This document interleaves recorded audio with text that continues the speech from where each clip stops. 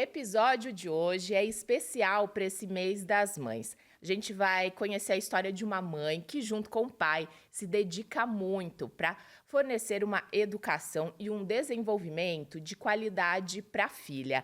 Mas antes da gente começar, curte, compartilha, comenta e se inscreva aqui no canal Nossa Educa Podcast. Bom, vou apresentar para vocês a minha convidada de hoje, a Ana Paula Costa. Ela é radialista e jornalista. Já trabalhamos juntas, né, Ana? Sim. Uma profissional muito dedicada e uma mãe também. Tem muito a nos ensinar, a contar aí a sua trajetória. Muito obrigada, viu? Obrigada, Jana. Obrigada pelo convite. Adorei. Parabéns pelo podcast. Sua cara, falar sobre educação. Obrigada pelo convite. Adorei estar aqui. Eu que agradeço. Ana, a gente tá aqui, né, com a foto da Bi, 9 anos? 9 anos. Passa rápido demais. Muito rápido, né? Conta pra gente, como é que você descobriu que ela tinha síndrome de Down? Como é que foi a sua reação, né? Já faz um tempinho aí, mas não tem como esquecer. Não dá pra esquecer. Então, a gente engravidou tudo assim direitinho, né? A gente fez todos os exames a gente queria engravidar e a gente fez todos os exames antes de engravidar, tudo certo e tal. E aí a gente engravidou no primeiro morfológico, né, que é com 12 semanas ali que a gente faz para ver se tá tudo bem. Deu uma alteração na nuca, que é geralmente o que dá alguma alteração genética. E aí a gente foi num médico especialista em medicina fetal e deu 15% de probabilidade dela ter síndrome de Down. E a gente tinha ali uma chance de podia fazer um exame invasivo, que enfia agulha na barriga e tira o líquido para fazer o mapeamento genético. E a gente não quis, porque como é um exame invasivo, tem uma probabilidade de aborto. E a gente não quis fazer. Então tinha 15% de chance de ter síndrome de Down. Foi um baque, parece que assim, abre um buraco no chão e a gente cai nesse buraco infinitamente, assim, é uma coisa inexplicável. E eu, como sou jornalista, na época eu trabalhava como trabalho até hoje eu sou coordenadora de jornalismo, mas na época eu era repórter, fui fazer uma reportagem especial sobre o síndrome de Down, porque eu não fazia ideia do que era, eu tinha aquele monte de estereótipo na cabeça, né, não sabia o que era, e fui fazer uma reportagem sobre o assunto. E aí conversei com o Dr. Zamustak, que até hoje é o maior especialista do Brasil no assunto. Conversei com o Breno Viola, que é um autodefensor da causa, é um rapaz que tem síndrome de Down, é ator, enfim, é judoca. Conversei com ele, conversei com uma ativista também, ela tem uma ONG, é mãe de uma menina com síndrome de Down. Fiz a reportagem e aí, assim, quebrei vários estereótipos da minha cabeça, principalmente com o Breno, né, que é um cara que tem síndrome de Down e... Super ativo. Entrevistei ele me deu várias na cara, assim, né, quando eu conversei com ele. E aí me deixou um pouco mais tranquila, que eu falei, bom, se ela tiver síndrome de Down, vai ser uma criança como qualquer outra, com algumas diferenças, né, apenas. Uhum.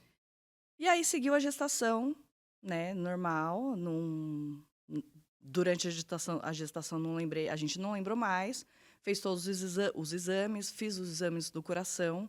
Geralmente 50% das crianças com síndrome de Down têm cardiopatia. O exame do coração não deu nada, então a gente seguiu como se nada tivesse acontecido, não lembrávamos mais. Quando ela nasceu, tirou ela da barriga, a gente viu o rostinho, né, pelos traços. E aí, depois que fez o exame no hospital, e aí deu mesmo síndrome de Down. Aí que começou ali, né, assim, a nossa... Que daí vem o baque, fala, meu Deus, e agora, né, o que a gente faz? Aí a gente procurou uma médica, eu queria uma médica que tivesse um filho com síndrome de Down, porque é diferente de um médico que só tem a formação de pediatria. E aí fez toda a diferença. A gente encontrou, por coincidência, o médico que estava me acompanhando no final da gravidez, ele tinha no consultório dele uma pediatra que tinha um filho com síndrome de Down. Foi uma coincidência do universo, assim, tipo... Ele estava me atendendo, ele falou assim, vocês já tem pediatra? Eu falei, não, eu queria uma pediatra que tivesse um filho. Aqui no meu consultório tem. O filho dela tem síndrome de Down. Eu falei, opa! E aí ela está acompanhando a gente até hoje. E aí isso fez toda a diferença, porque ela sabe tudo que a gente iria passar, enfim. Foi aquele choque, dá um choque. Mesmo eu sabendo, né, eu tinha feito a reportagem, sabia tudo, Tinha acesso às Tinha informações, acesso, mas mas na quando é prática com você, é né? diferente, assim. Mas era um bebê como qualquer outro. Uhum. É um neném, é uma criança como qualquer outra. Só que tem características ali diferentes que a gente tem que saber, porque tem uma série de questões de saúde que tem maior probabilidade de ter. Então, tem maior probabilidade de ter catarata, de ter problemas respiratórios, né? Tem algumas doenças que têm mais probabilidade de ter. Então, tem alguns cuidados diferentes. Mas é mais atenção do que a gente tem que ter. Mas não é nenhum bicho de sete cabeças, né? Uhum. A gente vai conversar sobre isso, mas é mais. O problema está mais fora do que dentro. Entendi. Ana, então vamos já entrar para educação, né? Sim. Nossa educa aqui. Vamos falar então desse processo. Uhum. Como que foi entrar, encontrar um local? A gente sabe, toda mãe tem dificuldade. Sim. Para você Sim. acha que foi mais difícil? Como que foi? Então, no começo, ela entrou na escola com 2 anos e meio, né? Nesse período, ela ficou com os meus sogros, né? Eu voltei a trabalhar com 6 meses, fiquei 6 meses ali de licença maternidade. Ela ficou com os meus sogros, nesse período. Aí, ali com 2 anos e meio, a gente falou, vamos colocar ela na escolinha. E aí, a gente queria uma escola que não fosse apostilada, que não fosse... Até porque a gente falou, cara, uma escola apostilada, a gente sabe que ela não vai se enquadrar, Uhum. ela não vai se adequar, porque a cabeça dela funciona de forma diferente. E a gente também não... Eu sou um pouco... Eu já sou um pouco fora da caixinha, assim. Essa coisa apostilada, para mim, não... Sabe, eu não gosto dessa coisa, linha de produção na Entendi. educação, sabe? A educação, para mim, eu acho que ela tinha que ser fora da caixinha. Um pouco mais aberta, Eu né? acho que o sistema educacional brasileiro tinha que mudar a Uhum. estrutura, né? Mas, enfim. E aí a gente começou a procurar a escola, né? Fomos visitar várias escolas. E aí a gente encontrou uma que era um pouco diferente, que não era postilado e tal. A gente gostou bastante, que era um sistema educacional um pouco diferente. E aí a gente gostou. Não tiveram preconceito nenhum, não tiveram nenhum problema. Matriculamos e foi maravilhoso, assim. Foi, né, o primeiro ano, o segundo, tal. Quando estava no último ano ali desse ensino, do ensino infantil, né? Que daí a gente começou a ver um pouco de dificuldade. Aí, porque daí ia entrar no primeiro ano do ensino fundamental. Que daí já veio aquela coisa, então, vocês vão ter que trazer uma acompanhante terapêutica. Vai no plano de saúde, né? A gente, não, mas então, a escola tem que fornecer professor auxiliar. Não, mas a gente não tem condições, Na mesma porque... escola que ela já Na estava mesma desde o escola começo. que ela já estava, que a gente já estava gostando, que Uhum. rolou adaptação. No ensino infantil rolou adaptação, as professoras foram... as professoras, inclusive, chamaram, a coordenação pedagógica da escola chamou as terapeutas dela para fazer reunião de PEI, que geralmente a gente, conversando com vários pais, conversando com, com conhecidos, né, a gente, com outros pais atípicos, a gente sabe que muitas escolas nem sabem o que é PEI, né, que Uhum. é o sistema ali do aluno, né, o projeto educacional Uhum. individualizado. A escola chamou, então as terapeutas falaram, gente, eu nunca vi, geralmente a escola nem chama, a gente tem que ficar insistindo para a escola fazer isso, e a escola teve a iniciativa. Então, a gente teve esse acompanhamento, de repente, ali perto do ensino fundamental, que é quando a coisa vai ficando mais complexa. Uhum. E aí a gente começou já a ficar meio assim, caramba, será que a gente vai ter dificuldade? Realmente a gente teve. Aí a gente já começou a não gostar daquilo, aí a gente saiu da escola, foi procurar outra. Porque daí a gente teve alguns probleminhas, a Bi começou a ter alguns comportamentos mais desafiadores, alguns comportamentos que ela não tinha. A gente procurou uma psicóloga, ela foi lá, ficou um dia, viu que realmente o manejo com a Bi não estava adequado naquela escola. E aí a gente tirou ela de lá e procurou uma outra. Aí que ela tá até hoje. E aí nessa escola agora é uma escola um pouquinho menor, que a gente está conseguindo eh, ter ali, né, lidar, só que assim, a gente fica em cima e eu acompanho a Andrea Werner, né, que é uma deputada muito ativa nessa questão da educação, e ela fala uma coisa que, assim, enquanto a escola estiver gastando mais com quando a escola estiver gastando mais com advogado, ela vai perceber que, né, quando a escola gastar com advogado, ela vai perceber que ela vai precisar gastar com inclusão, Uhum, né.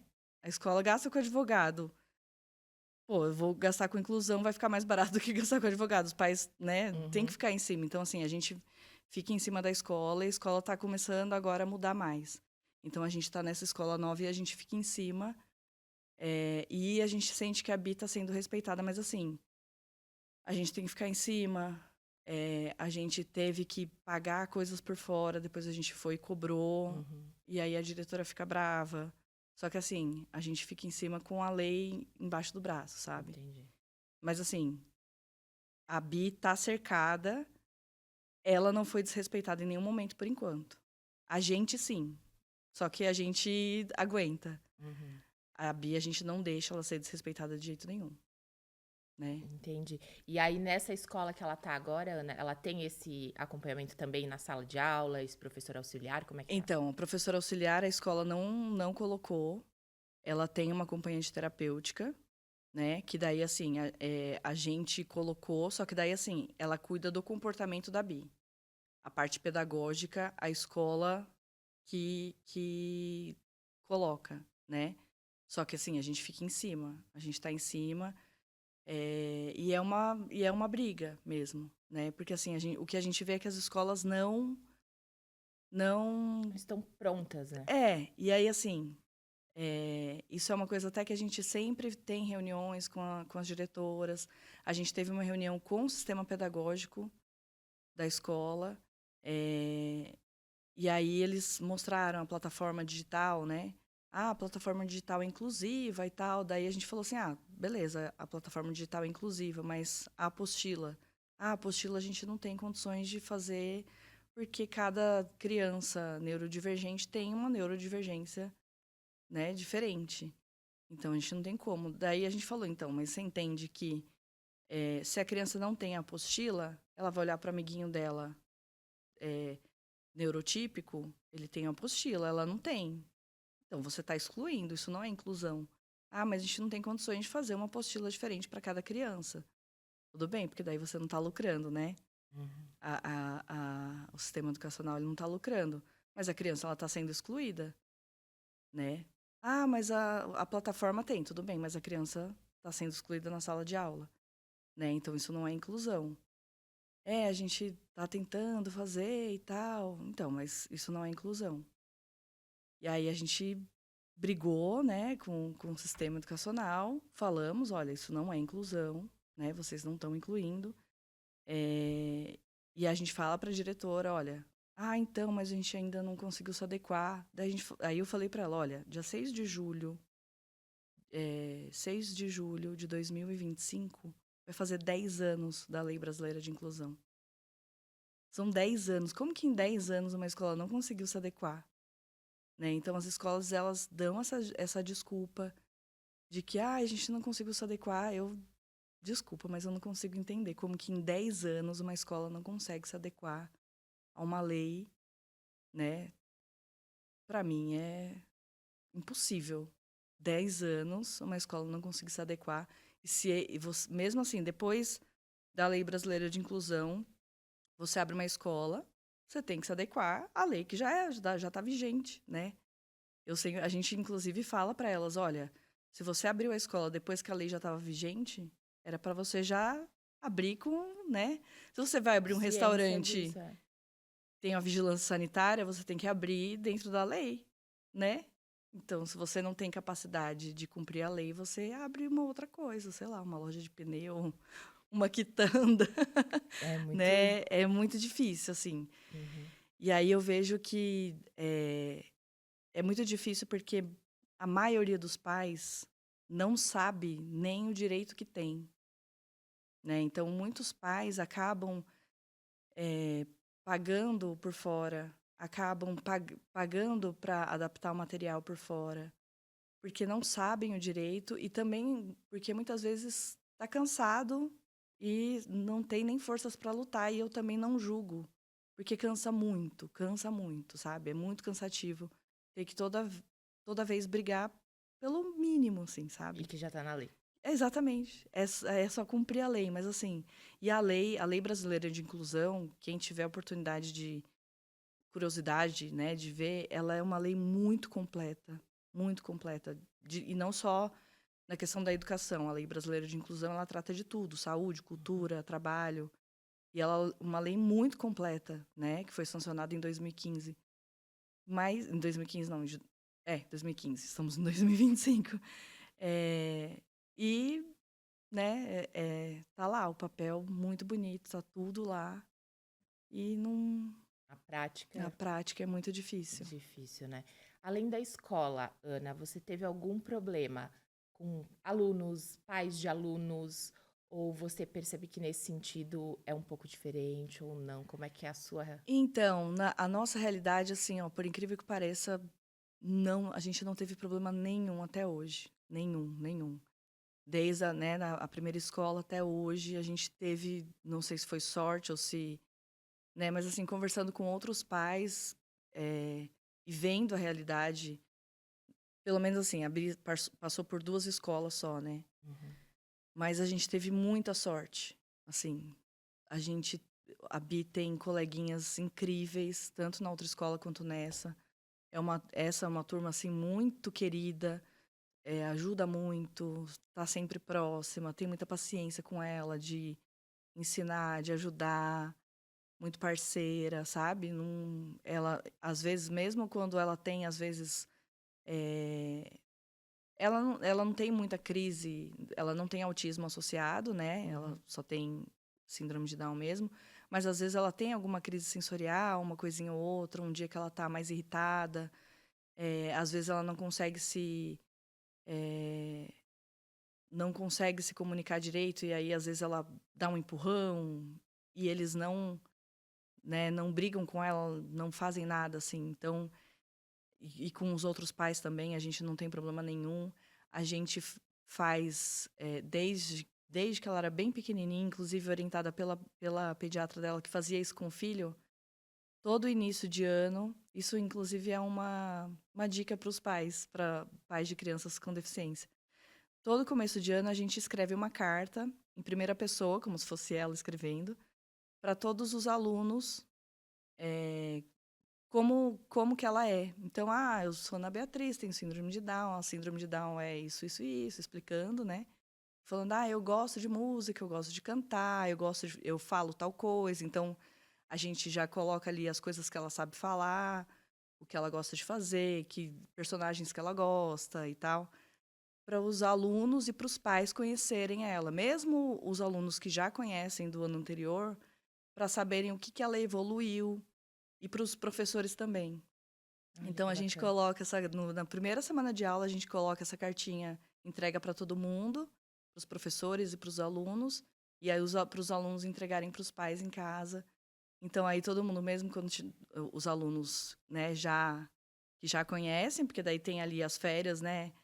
Muitas vezes acontece dela saber palavras novas, Uhum. aprender coisas novas, e para os alunos novos e para os professores novos, acaba que conhecem ali alguma coisa dela. Então, é uma dica também para, né, para quem está assistindo. Muito legal, gostei E a gente bastante. sempre faz isso, e aí acaba que conhece alguma coisa dela.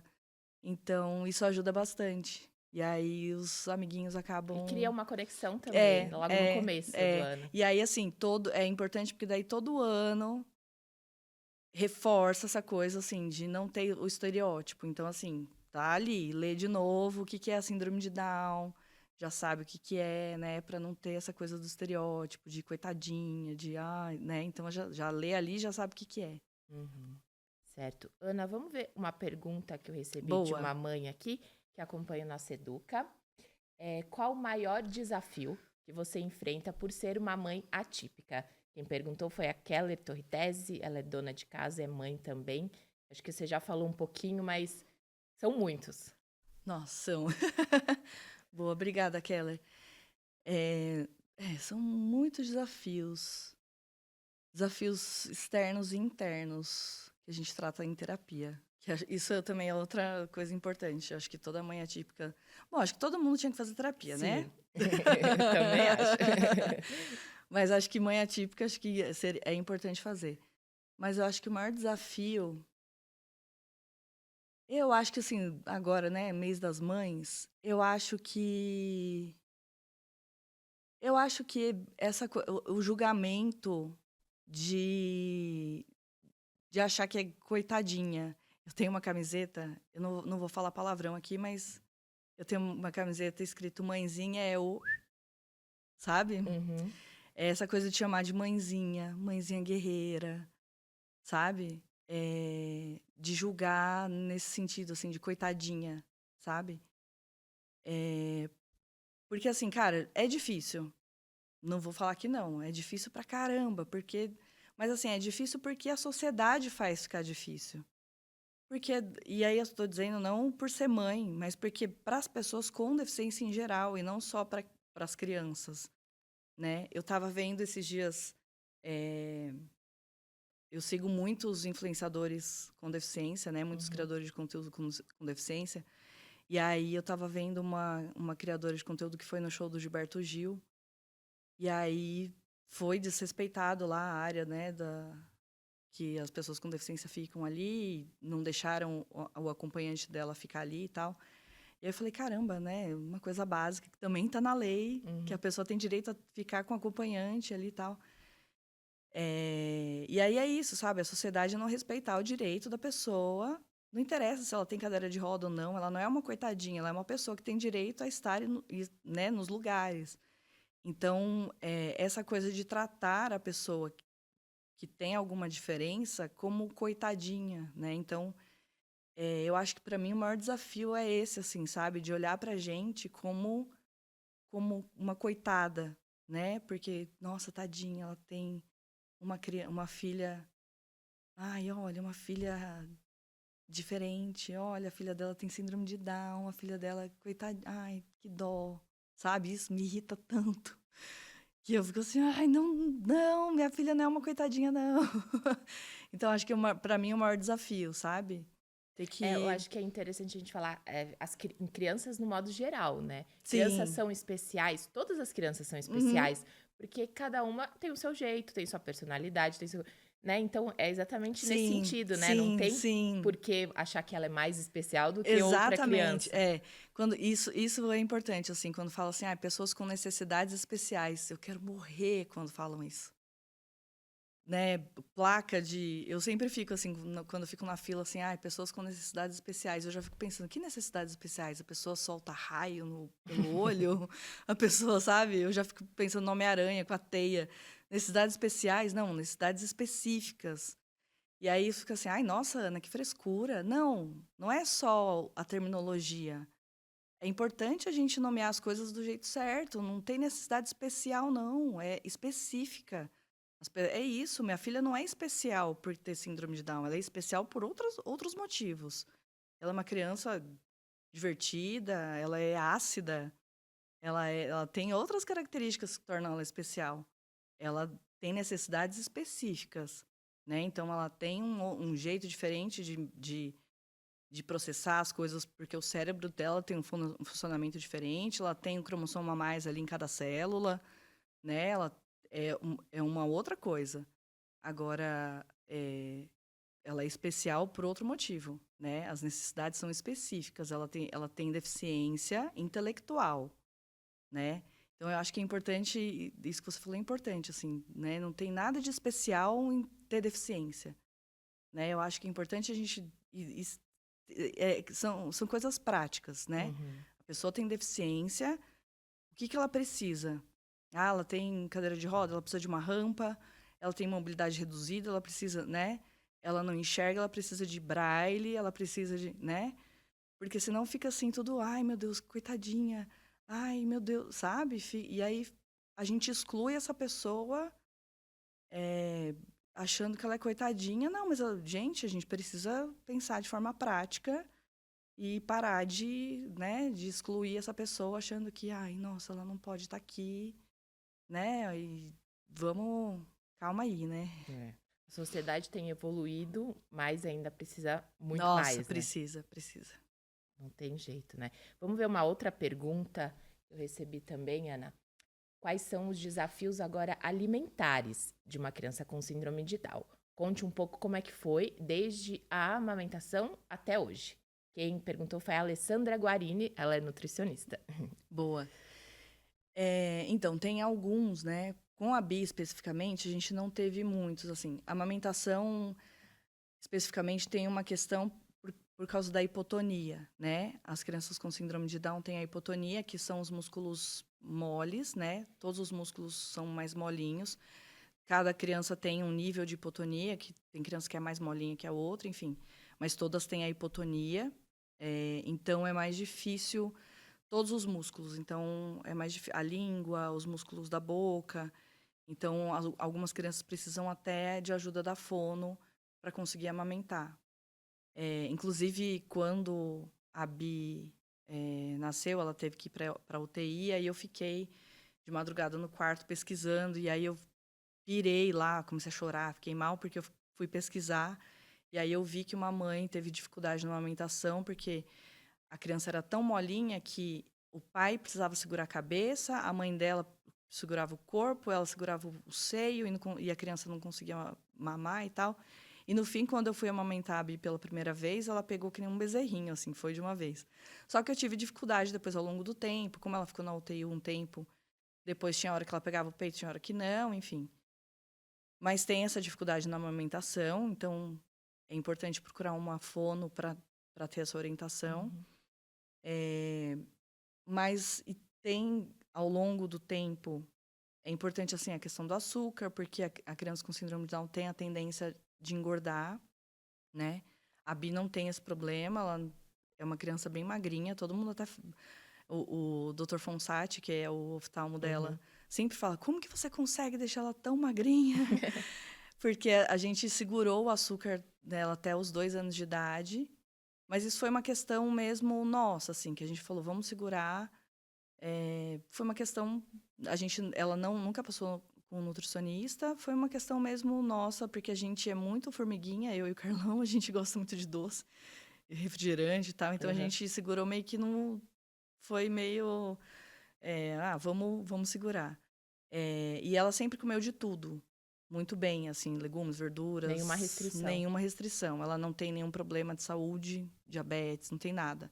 A gente sempre tem acompanhamento da pediatra dela, exame de sangue, então ela não tem nenhum problema de saúde. Então ela come de tudo. E aí, a partir dos 2 anos, ela, né, começou a comer doce. Hoje ela ama chocolate, mas ela come direitinho, assim. Então ela não tem nenhuma restrição. Mas é importante, né? Os pais sempre, se a criança tem algum problema, sempre ter acompanhamento. Eu sei que as crianças com síndrome de Down têm que ter acompanhamento se tiver algum problema de saúde, né? Justamente por causa da questão da obesidade, que tem essa tendência. Como a Bi não tem nenhum problema de saúde, a gente não tem, né? Não precisa ter acompanhamento com nutri nem nada. Mas a gente sempre fica de olho, ela sempre faz os exames de sangue, né, direitinho. O ferro dela sempre foi muito bom, a vitamina D dela sempre, ela nunca precisou repor nada, assim. Então, a Bia é uma criança meio fora da curva. Mas a gente nunca teve problema. É só a amamentação mesmo, que lá no comecinho teve, mas mais uma questão mesmo ali, acho que de aerodinâmica ali Que dela. acontece também, é muito comum. Acontece comum com qualquer mãe, É, é. qualquer criança. Que a amamentação realmente é uma coisa mais difícil para qualquer mãe, né? Para qualquer mãe bebê ali. Mas a gente nunca teve nenhum problema com ela. E Ai, refrigerante que a gente segura até hoje, assim, que a gente evita de dar, porque a gente sabe que é um veneno para qualquer um, né? A é. coquinha gelada é boa, mas não tem necessidade, né? Uhum. Então a gente evita, assim, mas ela não tem nenhuma restrição. Ai, que bom, nesse sentido, É, fica mais tranquilo. é. Eu separei também aqui algumas notícias, Ana, para você Uhum. comentar aqui com a gente. O Léo vai colocar. Ó, a primeira notícia, a gente já falou um pouquinho, né? Com mais alunos autistas, as escolas seguem sem resposta aí à diversidade. mesmo com essa garantia legal, né, de professores de atendimento educacional especializado, ainda tem muitos desafios na inclusão escolar do Brasil. Você tem percebido Sim, um aumento do muito. diagnóstico, né? Principalmente de autismo, a gente tem visto nos Sim, últimos anos. sim, Eu acredito que, às vezes, não é porque aumentou o número de autistas, pode ser até aumento de sim, diagnóstico mesmo, né? E como que as escolas, né, têm ainda muito o que fazer para sim. avançar. A gente sabe, a sua filha estuda em colégio particular. Particular, é. A educação pública, então, aí é mais É, complicado. é. Isso a gente fala muito sobre isso. E o pessoal aí a gente tem muito dos negacionistas, né, falando assim: "Ah", tentando achar, né, "Ah, tá aumentando autista por causa de X, Y, Z", não, tá aumentando o número de autistas, na verdade, porque tá aumentando o diagnóstico, porque a gente tem informação, né. Porque os pais estão mais ligados, né, como a gente tem informação, já vê ali alguma coisa, já busca, né, busca profissional para então o diagnóstico está aumentando, na verdade, né. Isso é muito importante, porque busca o tratamento Mais cedo, mais melhor. cedo e aí a gente não fica com aquele monte de criança se achando errado, como a gente tinha, né, quando a gente era criança, tinha aquele monte de criança que se achava tudo errado, achava que escola não era o lugar dele, né. Quem nunca teve um amiguinho, Com certeza. né, Você que falava achava que era o revoltado da turma, né? exatamente, na verdade, a gente teve um monte de amiguinho com autismo que se achava tudo errado e, na verdade, tinha autismo sem diagnóstico. E as escolas não sabem o que fazer porque, assim, eh, é o que eu falei. Eu acho que, na verdade, o que precisaria mudar é o sistema educacional como um todo, a estrutura. Uhum. Porque o que a gente tem é uma linha de produção. O objetivo da educação no Brasil é o vestibular. E aí é essa linha de produção. Todo mundo na mesma caixinha até o vestibular. Só que para mudar essa estrutura é uma coisa muito difícil, muito complexa. Só que daí como é que você vai conseguir colocar tantas crianças neurodivergentes, porque o autismo é isso, são crianças neurodivergentes que pensam de outras formas, que veem o mundo de outra forma. E que não está errado, porque é só uma outra forma de ver e de aprender.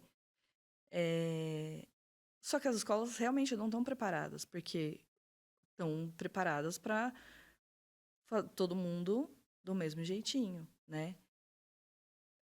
E o mais fácil é todo mundo do mesmo jeitinho.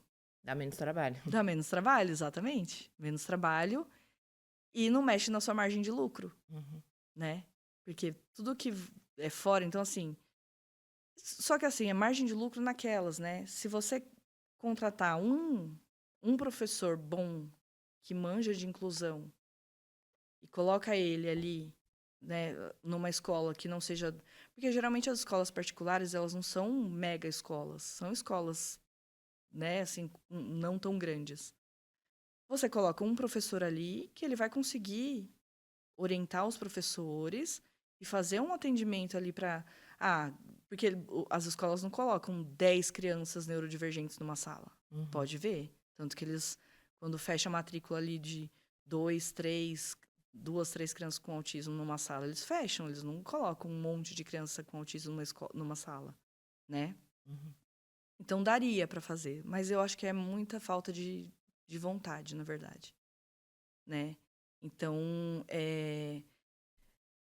eu não sei como que as escolas vão fazer, porque elas vão ter que fazer. Eu não sei se elas ficam esperando um milagre, porque, assim, o que eu sei como jornalista, né, e fazendo matéria sobre isso, eu entrevistei um tempo atrás a Maria Tereza Mantuan, que é, né, uma das maiores especialistas no assunto. Quando teve, ai, não lembro um tempo atrás que teve um decreto sobre isso, sobre Ah, é inclusão. recente, né? Desse Isso. ano mesmo, né? É, Uhum. De pessoas dentro da sala, né? isso. Eh, e eu sei que tem um lobby muito forte lá em Brasília, da Confederação das Escolas Particulares, que briga para tirar as crianças de inclusão das escolas particulares. Só que isso não vai acontecer, porque eu acho que a gente já chegou num ponto que assim, as crianças com deficiência não vão sair mais das escolas. A gente já chegou nesse ponto que assim, agora já foi. Eu acho que de uns anos atrás até conseguiria, agora não vai mais. Agora as crianças já estão e a tendência é aumentar. Como está aumentando o número aumentando o número de diagnóstico de autismo, essas crianças vão cada vez mais estar na escola e não tem mais jeito. E as crianças têm que estar na escola, né? É claro que tem algumas crianças com autismo, nível 3 de suporte, né? Que é mais difícil mesmo de estar na escola, que às vezes tem muita crise, né? Mas, assim, a maioria das crianças com autismo tem condições de estar na escola e vão estar na escola né? E as pessoas têm que entender que é isso, né? As escolas vão ter que se adaptar. Não tem para onde correr, elas vão ter que entender que, assim, vocês vão ter que se virar, né? Eh, Como elas vão fazer isso? Gente, Já tem um tempo aí, né, a lei também para né? ir Então, se a lei vai fazer adaptando. 10 anos em julho. Vocês quiserem ajuda, tem muito profissional que está disposto a ajudar, os pais também. Só que assim, né? Você quis abrir uma escola, eu entendo que é um negócio. Tem muita escola que tem lá amor pela educação. Eu sei que vocês amam a educação, mas o dinheiro está entrando também, né? Uhum. Porque os pais estão pagando a mensalidade.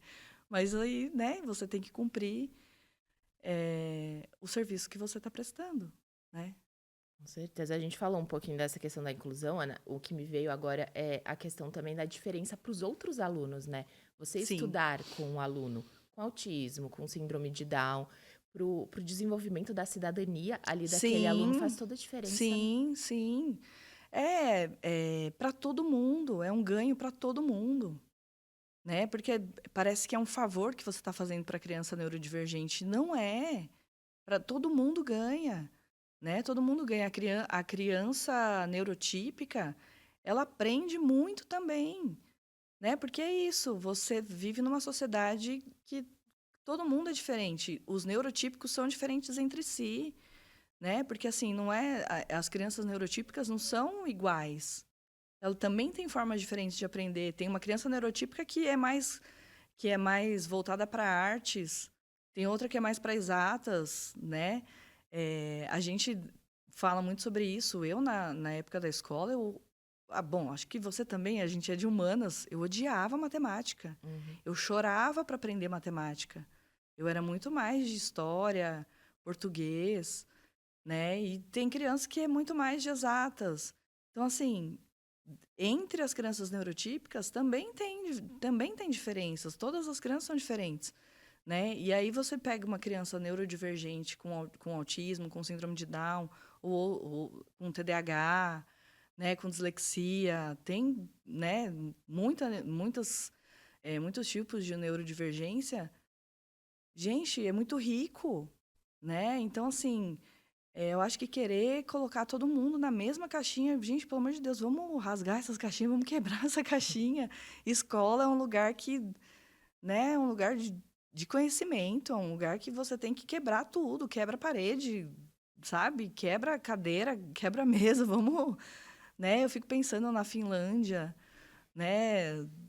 O ensino lá em outros lugares, né, na Europa, na Finlândia, Suécia, lugares que têm uma educação, né, disruptiva, uma coisa diferente, e a gente ainda está do mesmo jeito que os nossos avós, bisavós aprendiam. Eu fico meio incomodada com isso, sabe? E É, aí a gente vê, falando de inclusão, uma coisa tão atrasada e as escolas ainda tão resistentes, sabe? Com uma coisa que, pelo amor de Deus, são crianças que merecem e têm direito. Não é nem só merecer, é direito, né? Ninguém aqui está pedindo favor, é um direito, né? Enfim. com certeza. Tem uma outra notícia, alguns dados aqui que eu achei interessante destacar, Ana. Ó, segundo dados do IBGE, há cerca de 300 mil pessoas com síndrome de Down no Brasil. No entanto, apenas 5,3% estão inseridas no mercado de trabalho. Ana, essa é uma preocupação para você? Eu sei que a sua Muito. filha Sim, ainda tem 9 anos, mas você pensa nessa questão de mercado de trabalho? sim, Se ela vai, né, o que que ela vai querer fazer? Como é que é para você? sim, a gente pensa bastante. É, assim, bastante. Eu penso nisso, né, ela é novinha ainda, mas a Bi tem uma questão que ela é muito artística, muito. Então a gente fica pensando que, eu não consigo ver outro caminho que não seja arte para ela, assim. Porque, ela é muito atriz, sabe. Ela imita, ela pega o microfone, ela entrevista, ela finge que ela tá sabe, interpretando uma cena. Teve um dia que ela parou, tem aqueles desenhos na Disney, aí tem um desenho do Olaf, que ele interpreta os desenhos da Moana, ele faz curta-metragem, assim, né? Um desenho atrás do outro. Aí ela parou do lado da televisão e ela fez um, assim, exatamente igual, na sequência, fazendo a voz dele, interpretando, e eu olhei aquilo, eu parei, eu falei assim, meu Deus do céu, essa menina. Então, assim, eu É já tô, dom. eu já tô esperando dar uma idade pra colocar ela num curso de teatro, assim, sabe? Uhum. Mas com certeza a gente, é uma coisa, é uma preocupação, assim, o futuro, a gente fica pensando, a gente não tenta não ficar pensando muito, porque senão a gente meio que pira, assim, sabe? Uhum. Porque é uma preocupação, assim. A gente vê muito, lá fora tem muito isso, que são essas casas, uns condomínios, assim, que tem apartamentos e casas onde pessoas com síndrome de Down, pessoas com autismo adultos moram juntos, aí tem, né, tem pessoas que moram lá, são tipo síndicos, né, e que Uhum. cuidam das pessoas, como se fossem, é que asilo é esquisito de falar, mas as pessoas moram, né, nesses condomínios, assim, e aí um cuida do outro e tal. No Brasil, não sei se tem, acredito que não. É, eu nunca ouvi Mas falar. mas é uma coisa que a gente fica pensando, assim, no futuro, se vai existir, assim, sabe. A gente tá criando ela para ela ser independente, Uhum. né, para que ela consiga se virar sozinha, obviamente que a gente quer que ela tenha sempre alguém próximo para conseguir, né, dar esse suporte, mas a gente tá criando para ela ser independente, né. Então a gente vê muitas pessoas com síndrome de Down adultas que dirigem, né, que têm uma vida, independente. Então, assim, a gente está criando, o nosso intuito é esse, que ela tenha uma vida, né, uma vida independente. Mas é uma preocupação, é uma É porque a gente preocupação. vê, né, essa porcentagem é muito Muito pouco, né? pouco. Tem É, as empresas, locais, comércios, tem que se abrir é, mais. é. É que assim, é que é difícil que é uma geração, os adultos com síndrome de Down, eles, agora que a gente está avançando, né, então, assim, os adultos com síndrome de Down agora, eles são mais atrasados, Uhum.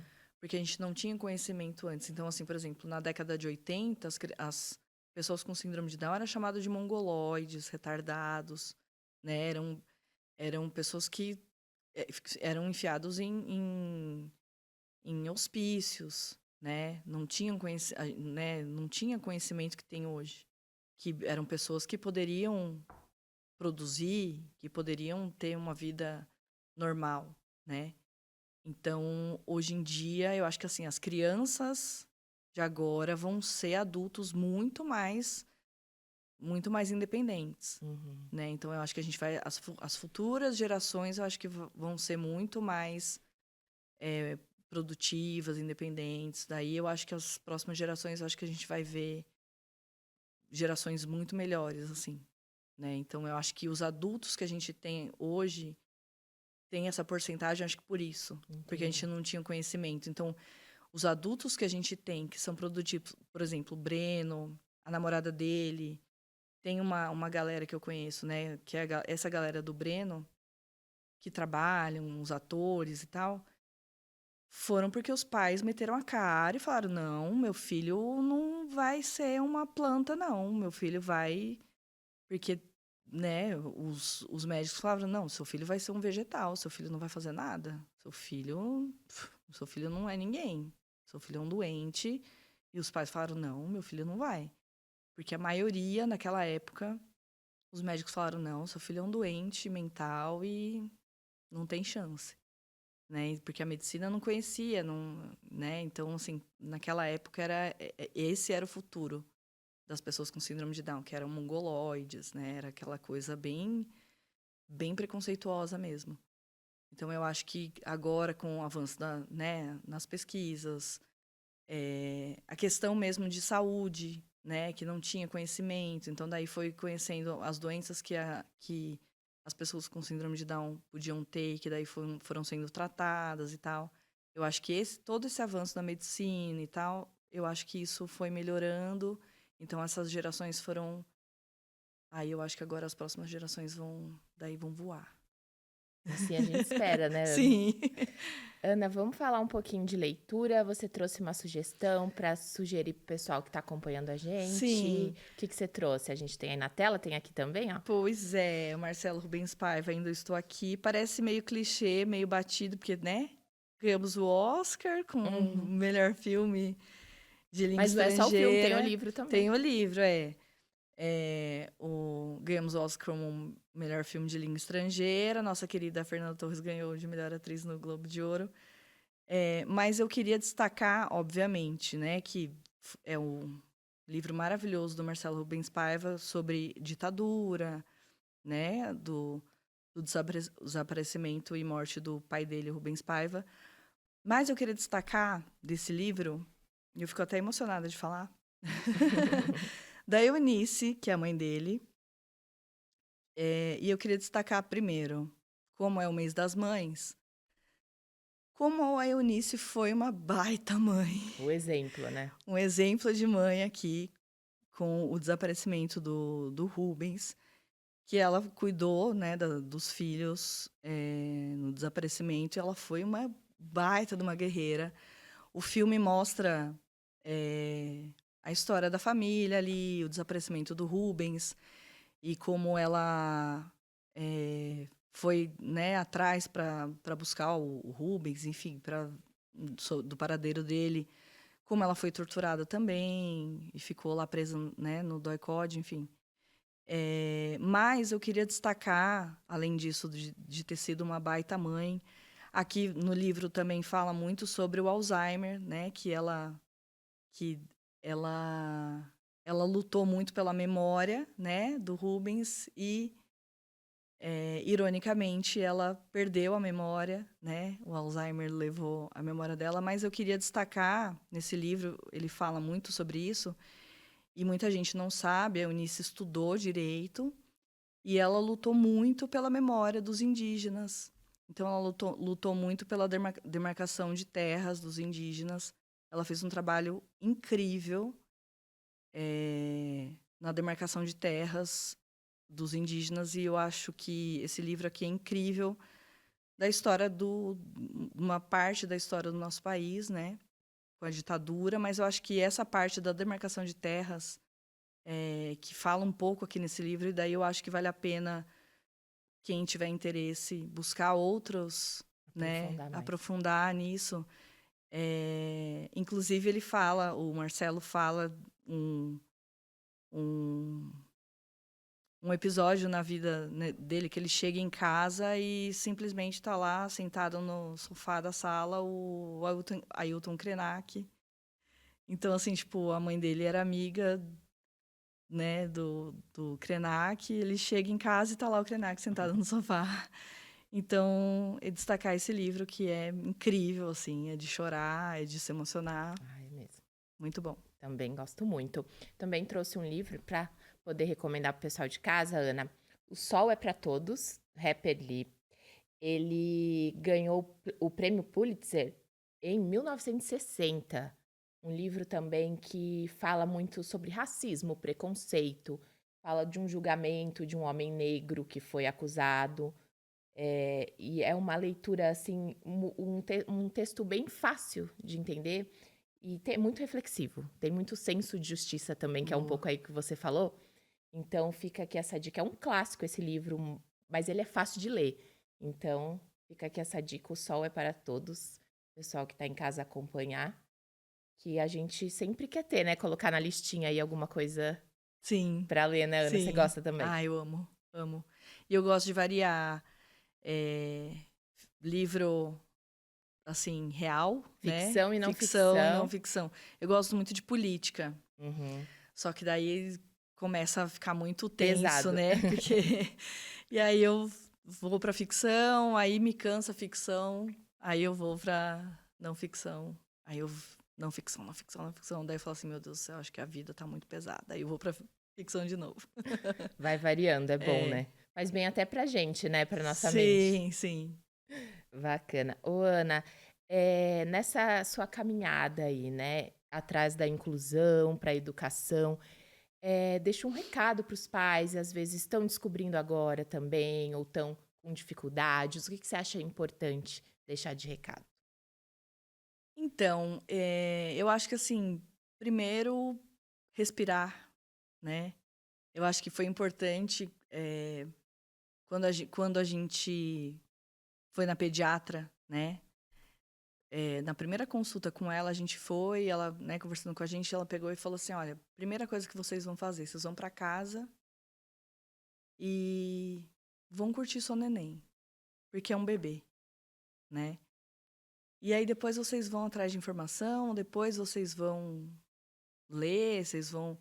Então, primeiro você curte o neném, porque é um neném, é um bebê, né. Então, eu acho que a gente ficar muito, né, preocupado, sempre muito preocupado, eu acho que não vale a pena. Então, assim, curte a criança, curte a vida, porque, sabe, senão a gente fica muito bitolado, né. É muito cansativo, cansa demais, porque cansa mesmo, né. Por isso que eu falei, os pais que desistem, que jogam a toalha, eu não julgo, né. É que assim, eu tenho sangue no olho. E aí assim, quando os pais que desistem de lutar, que se cansam, eu luto por eles também. Enquanto eu tiver força, eu vou brigar, né. Mas assim, o que eu falo pra, de repente, assim, os pais que descobriram estão grávidos e descobriram que tem um neném com síndrome de Down, ou que acabaram de ter, respira, né? Busca informação, mas assim, não fica bitolado, não fica achando que, ai meu Deus, o futuro. Não, vai um passinho de cada vez, uma coisinha de cada vez, né? Porque se a gente ficar pensando muito também, né, a gente fica muito, sabe? Uma coisa de cada vez, sabe? Uma briga de cada vez. Mas as coisas. E é isso, assim, a gente só precisa brigar porque a sociedade, né? Porque, assim, a Bi, ela não tem problema nenhum. Quem tem problema é a sociedade, né? As pessoas com deficiência não têm problema. Quem tem problema é a sociedade, né? Então, assim, a Bi não tem problema. Quem tem problema é a escola que não se adapta ao que ela precisa, né? Então, assim, a gente tem que brigar, não é. Coitada, a Bi não tem. A Bi, ela só precisa de adaptação para aprender alguma coisa, né? Então, o que eu digo para os pais é isso, assim. Infelizmente, a gente precisa brigar, porque a sociedade não está pronta, mas porque não quer estar, né? Mas a gente faz estar. Mas a gente espera também trazendo mais informação, né, divulgando, Sim, falando que sim, lá pra frente isso seja diferente. sim, sim. E é isso, assim, eu espero que, assim, com 10 anos da lei, né, pelo menos alguma coisa melhore, porque, assim, foram 10 anos. E aí, assim, a Bi nasceu em 2015. E aí eu estava pensando nisso, fazendo essa reflexão. A lei foi assinada no dia 6 de julho. Ela nasceu no dia 9. Eu estava, tipo, prestes a ir pro hospital. Eu fiquei pensando, meu Deus, ela nasceu no dia 9. A lei foi assinada no dia 6. 3 dias depois ela nasceu. E aí, tipo, a Bi vai fazer 10 anos, né? 3 dias depois da lei. E aí, né? E aí eu tô tendo que brigar por uma coisa que era pra estar já há 10 anos, né? Uhum. E aí a escola vem falar para mim que não tá pronta, né? E aí não é essa escola que habitar, qualquer outra que a gente for. E aí as pessoas falam assim, mas a escola não tá fazendo, por que você não muda de escola? Porque não vai adiantar. Eu sempre falo para os pais, inclusive, né? Por que você não muda? Não, porque é um campo de batalha que eu conheço. Uhum. Enquanto ela está sendo respeitada... Isso é uma coisa que eu falo para os pais. Enquanto o seu filho está sendo respeitado, continua lá. Obviamente que se houver desrespeito com a criança, aí a coisa muda de figura. A criança está sendo respeitada, você continua lá, porque é um campo de batalha que você conhece. Se for para outra escola, você vai ter que brigar do mesmo jeito, só que daí você vai começar a briga lá do começo. Então, se é um campo de batalha que você já conhece, vai que vai. Porque, assim, brigar, a gente vai ter que brigar em qualquer lugar, Entendi. né? Ô, Ana, a gente tá caminhando aí pro finalzinho, Sim, mas a gente tá falando Dia das Mães, destacando aí, né, a sua presença na vida da Bi, mas também tem o pai, né? tem. O pai também Sim, ajuda não, né? Faz a parte sim, dele, é isso? sim, sim. Eu gosto de destacar sempre isso, porque essa questão do pai é engraçado, né? Todo mundo fala, o Carlão ajuda. Eu falo, não, não ajuda, não. O Carlão é pai, né?